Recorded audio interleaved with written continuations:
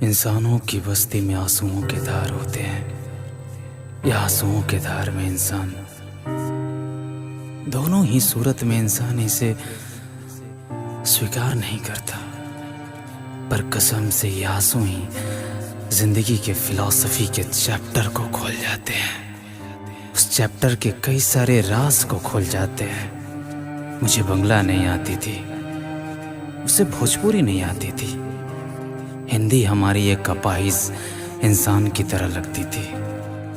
अपने बंगला वाले लहजे में मुझे अंग्रेजी सिखाती थी।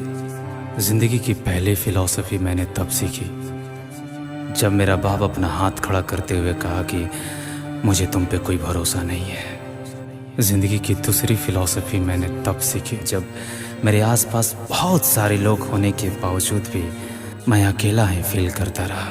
जिंदगी की तीसरी फिलॉसफी मैंने तब सीखी जब एक लड़की कही कि मुझे तुमसे प्यार है। ऐसे ही बहुत सारी फिलॉसफी सीखी मैंने।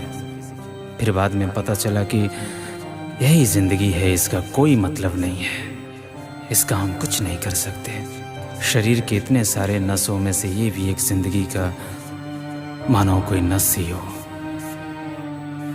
नहीं, जिंदगी की तीसरी फिलॉसफी वाली वो बंगाली लड़की नहीं थी। दरअसल इसने तो मुझे कोई फिलॉसफी सिखाई ही नहीं, ऐसा नहीं है कि इसके बाद मेरी आंखों में आंसू नहीं आए। तब शायद उसका मतलब बदल गया था। इंसानों की बस्ती में आंसुओं के धार होते हैं या आंसुओं के धार में इंसान। दोनों ही सूरत में इंसान इसे स्वीकार नहीं करता, पर कसम से वे आंसू ही जिंदगी की असली फिलॉसफी के चैप्टर को खोल जाते हैं। उस चैप्टर में कई सारे अनजान शब्दों से मिला जाते हैं। मुझे हंसना नहीं आता था, उसे रोना नहीं आता था। हम दोनों थोड़े अलग थे, पर धीरे धीरे एक जैसे होने लगे।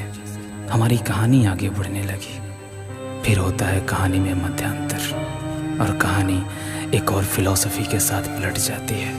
उसकी शादी हो जाती है बंगला लहजे में अंग्रेजी बोलने वाले से। तब मेरे लिए इन आंसुओं के मतलब बदल गए थे। वक्त बदल गया था, दर्द बदल गए थे। आंखों के नीचे झुर्रियाँ आ गई थी, बाल सफ़ेद हो गए थे।